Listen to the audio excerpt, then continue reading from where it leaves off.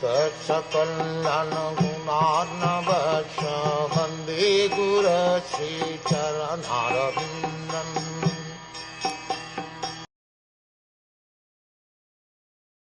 Your father, brother, well-wishers and sons are all dead and passed away. You yourself have expended the major portion of your life. Your body is now overtaken by invalidity, and you are living in the home of another. The king is reminded of his precarious condition, influenced by cruel time, and by his past experience he should have been more intelligent to see what was going to happen to his own life. His father, Vichitravirya, died long ago, when he and his younger brothers were all little children, and it was due to the care and kindness of Bhishmadev that they were properly brought up. Then again his brother Pandu died also.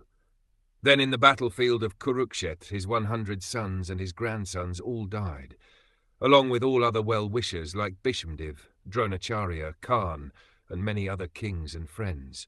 So he had lost all men and money, and now he was living at the mercy of his nephew, whom he had put into troubles of various types, and despite all these reverses he thought that he would prolong his life more and more.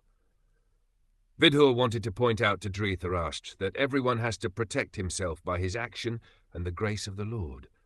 One has to execute his duty faithfully, depending for the result on the supreme authority.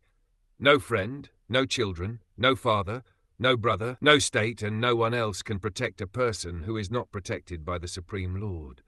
One should, therefore, seek the protection of the Supreme Lord, for the human form of life is meant for seeking that protection. He was warned of his precarious conditions more and more by the following words.